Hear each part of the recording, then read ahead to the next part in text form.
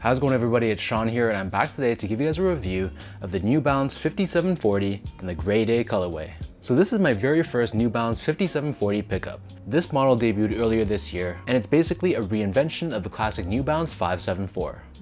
According to New Balance's website, its design is supposed to be inspired by 80s meets 90s, but in my opinion at least, I feel like this design is very appropriate for today's day and age.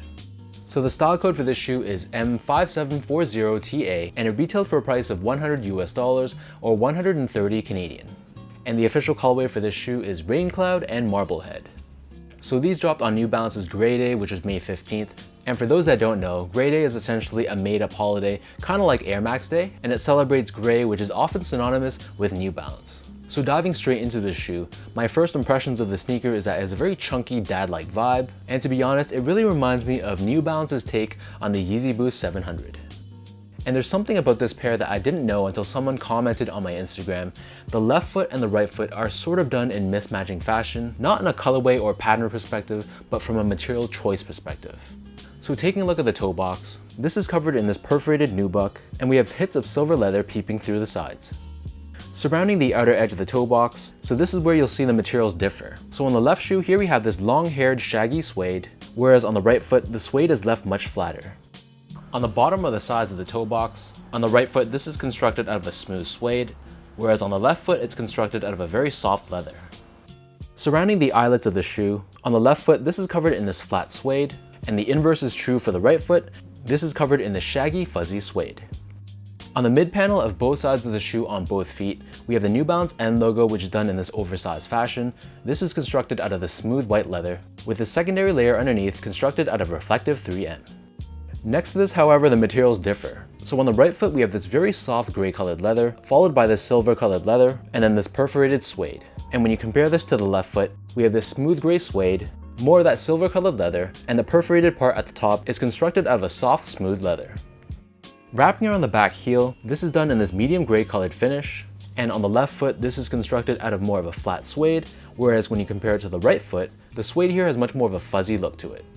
Above this, we have another hit of that silver colored leather, and on the top, the textures of the suede swap places, so the left foot has this dark gray, very fuzzy, hairy suede, and the right foot, this is left more flat. In either case, surrounding the back heel, we have this gray colored TPU heel clip to give you added structure and stability for the back end of the shoe. For the laces, these come with these flat white colored laces, and underneath this, the tongues are also done in different materials.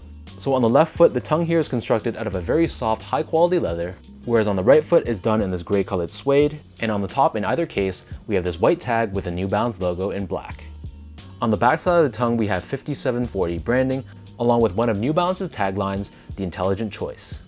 For the insole, so these come with your standard New Balance foam insole, which is done entirely in black, and we have New Balance stamped on the heel in white. So the upper of the New Balance 5740 sits atop this very chunky foam midsole. In this case, it's given a bit of an off-white or sail colored finish, which adds a bit of vintage flavor to the look of the shoe. The foam wraps up onto the sides of the shoe in sort of this sculpted wavy fashion, and then turning the shoe over to the bottom, here we have your outsole, which is entirely constructed out of a black colored rubber. We have this very chunky style traction pattern along with the New Balance logo on the bottom heel. So that breaks down the look and the construction of these New Balance 5740s. For those wondering how these fit, so I'm a true size 10, slightly on the wider side, and I wear between a 9.5 or a 10 in most of my New Balance shoes. So for these guys, I managed to grab both a 9.5 and a 10, just to try on both sizes because this is my very first 5740. And basically after trying on both, I'd recommend going a half size down, so in my case, 9.5. I felt like the toe box area was very wide foot friendly, so I didn't feel any discomfort at all going a half size down.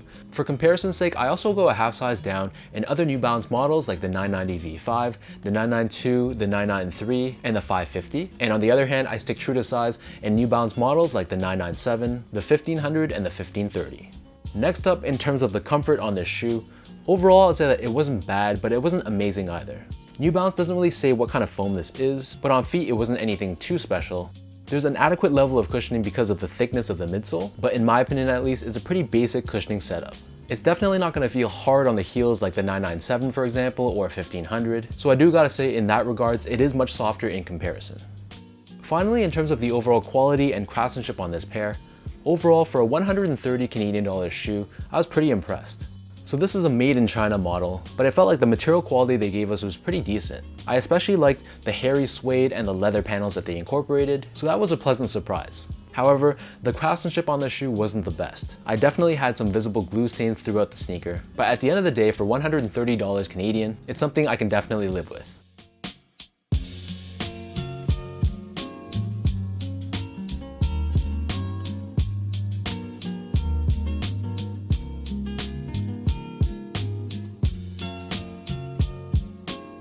With all that being said, now let's lace these up and I'll show you guys how these look on feet.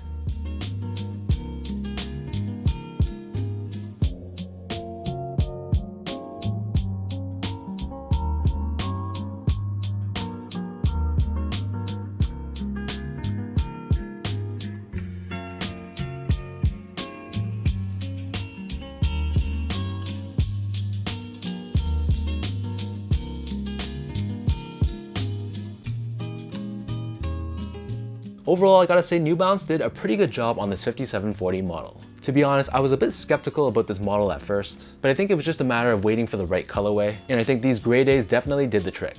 I love the different shades of gray on this shoe, and like I said from the start, this really reminds me of New Balance's take on the Yeezy Boost 700. And to my surprise, this pair pretty much sold out everywhere on the release date, so it's good to see models not made in UK and not made in the US still getting love.